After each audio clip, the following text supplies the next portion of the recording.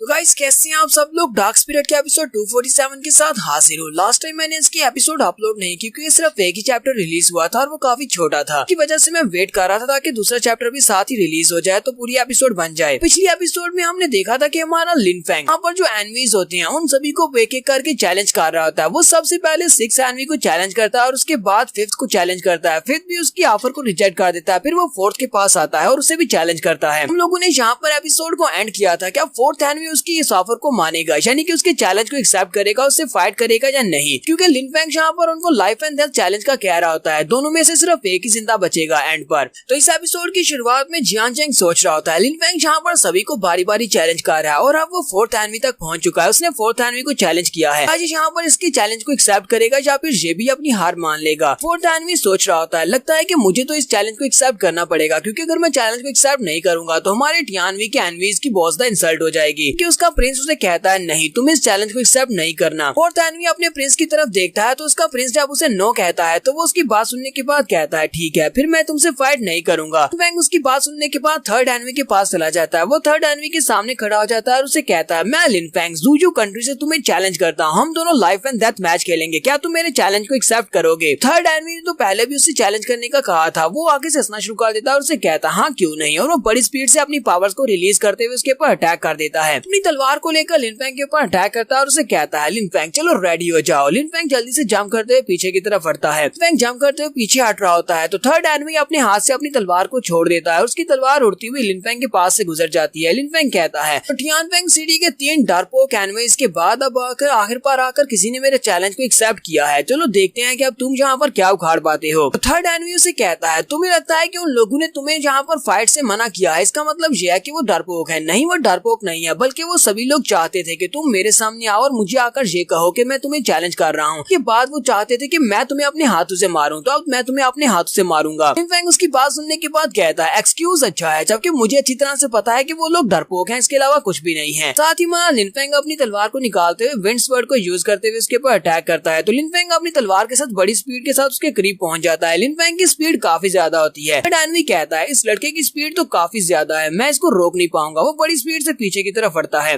लिन Feng भी jump करते हुए पीछे हट जाता है। वो अपनी तलवार को जब घुमाकर उसके ऊपर अटैक कर रहा था तो उसका कंधा जख्मी हो जाता है। वो कहता है ये बंदा काफी ज्यादा डेंजरस है, मुझे काफी ज्यादा केयरफुल रहना पड़ेगा कि ये कहीं से भी मेरे ऊपर अटैक कर सकता है, क्योंकि इस लड़के की स्पीड ज्यादा है। अपनी पावर्स को रिलीज करते हुए अपने कंधे को वहाँ पर हील कर लेता है और उसके साथ ही वो अपनी एनर्जी से बनी हुई काफी सारी तलवारें निकालता है और इन तलवारों के साथ वहाँ पर एक स्टार स्वॉर्ड फॉर्मेशन बनाता है।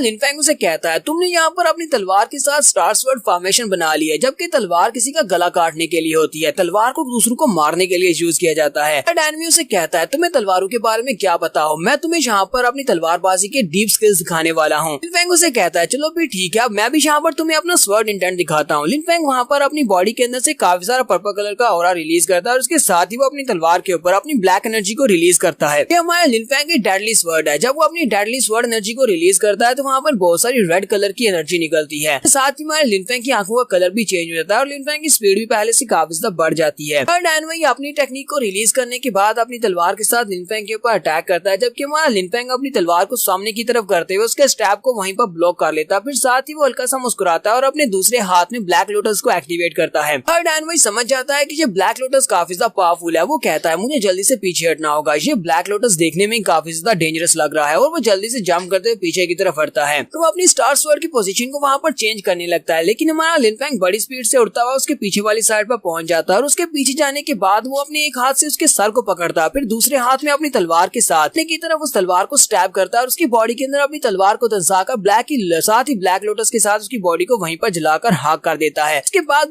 लिन फेंग जंप करते हुए वहाँ पर नीचे उतर आता है। लिन फेंग नीचे उतरने के बाद आगे बढ़ता है और सीधा 2nd एनवी के सामने जाकर खड़ा हो जाता है। लिन फेंग 2nd एनवी से कहता है अब सिर्फ और सिर्फ तुम बचे हो। लिन फेंग तो अपने साथ यहाँ पर 5 कमजोर एनवीज को लेकर आया, जिनमें से कुछ तो डरपोक थे, बाकी के सभी बहुत ज्यादा कमजोर थे। अब तुम बचे हो 2nd एनवी, तो मैं यहाँ पर तुम्हें चैलेंज करता हूँ। 2nd एनवी काफी ज्यादा घबरा जाता है, जबकि उसी वक्त ड्रैगन माउंटेन के जो एम्बेसडर होते हैं वो वहाँ पर बीच में बोल पड़ते हैं। वो लिन फेंग से कहते हैं अब बस बहुत हो गया, तुम लोगों ने यहाँ पर बहुत सारी फाइट्स कर ली हैं, नहीं लगता कि अब तुम लोगों को यहाँ पर अपनी फाइटिंग को कंटिन्यू करना चाहिए, क्योंकि इसकी वजह से टियानफेंग सिटी और ज़ूजू कंट्री इन दोनों के दरमियान में जो दोस्ती है उसके रिश्ते में दरार पड़ सकती है। टियान चेंग भी लिन फेंग से कहता है ब्रदर लिन फेंग, मुझे लगता है कि अब बस बहुत हो गया, तुमने यहाँ पर काफी कुछ शो करवा दिया, बैठ जाओ। लिन फेंग उसकी बात सुनने के बाद बाद कहता हाँ क्यों नहीं ब्रदर, मैं अभी जाकर बैठ जाता हूँ। साथ ही हमारा लिनफेंग अपनी मिडिल फिंगर उन सभी को दिखाते हुए कहता है कि तुम सभी के सभी 7 एनवीज जो कि टियानफेंग सिटी के बहुत ही पावरफुल 7 रैंकिंग के पावरफुल लोग हो, सभी लोग मेरे सामने कुछ भी नहीं हो। तुम सभी लोग डरपोक, बेशर्म और बेगैरत इंसान हो। इसकी वजह से वहाँ पर जितने भी एनवीज जिंदा बचे होते हैं वो सभी लोग बहुत ज्यादा गुस्सा हो जाते हैं और शर्मिंदगी के मारे वहाँ पर बोल भी नहीं पा रहे होते, क्योंकि तो इन सभी लोगों ने जहाँ पर होती तो इसके चैलेंज को एक्सेप्ट नहीं किया था। ड्रैगन एम्बेसडर उन लोगों से कहते हैं मुझे लगता है कि हम लोगों ने यहाँ पर काफी सारा मजा कर लिया है, हम लोग अपनी इस पार्टी को यहीं पर खत्म करते हैं और जाकर रेस्ट करते हैं। टियानफेंग सिटी का प्रिंस भी उठकर खड़ा हो जाता है और उनसे कहता है प्रिंस वुजा, अब तुम बताओ कि तुम इस बारे में क्या सोचते हो। वुजा उसे कहता है मैंने इस बारे में क्या सोचना है, मैंने पहले से तुम सभी लोगों के लिए अपने पैलेस में रूम्स बुक करवा दिए हैं, तुम्हारे रूम अच्छी तरह से तैयार कर दिए गए हैं, तुम सभी लोग जाकर अपने अपने रूम में आराम कर सकते हो, तुम सभी लोगों को कोई भी परेशानी नहीं होगी और अगर कुछ चाहिए होगा तो बता देना। प्रिंस चनफेंग उसे कहता है प्रिंस वुजा, तुम्हारा बहुत बहुत शुक्रिया जो तुमने हमारे लिए रूम्स को तैयार करवा दिया, लेकिन मुझे लगता है कि तुम्हें बाकी सभी के लिए रूम्स को तैयार करवाना चाहिए। और मेरे एनवीज, हम लोग टियानफेंग सिटी से पहली बार यहाँ पर इंपीरियल सिटी में आए हैं, तो हम लोग तुम्हारे इंपीरियल सिटी को विजिट करना चाहते हैं। तो आज रात तुम्हारे पूरे इंपीरियल सिटी को विजिट करेंगे, क्योंकि हम लोग यहाँ पर आराम नहीं करेंगे, इसी वजह से हम लोग यहाँ पर नहीं रुकेंगे। प्रिंस वुजा उसे कहता है अच्छा ठीक है, फिर ठीक है, तुम अपने लोगों के साथ जाकर इंपीरियल सिटी को विजिट कर सकते हो। हमारा इंपीरियल सिटी एक बहुत ही खूबसूरत जगह है, तुम्हें यहाँ पर काफी कुछ देखने को मिलेगा। साथ ही वुजा उन सभी से कहता है ठीक है, सभी लोग जा सकते हैं। प्रिंस वुजा ड्रैगन एम्बेसडर से कहता है ड्रैगन एम्बेसडर आप मेरे साथ आए, मैं आपको आपके रूम तक ले चलता हूँ। ड्रैगन एम्बेसडर उसे कहते हैं प्रिंस वुजा, तुम वाकई में बहुत ज्यादा अच्छे लड़के हो, चलो ठीक है, मुझे अपने साथ ले चलो। के साथ ही प्रिंस चनफेंग भी अपने एनवीज से कहता है एनवीज चलो जल्दी से मेरे साथ चलो, और वो सारे के सारे एनवीज उसके साथ वहाँ से बाहर निकल जाते हैं।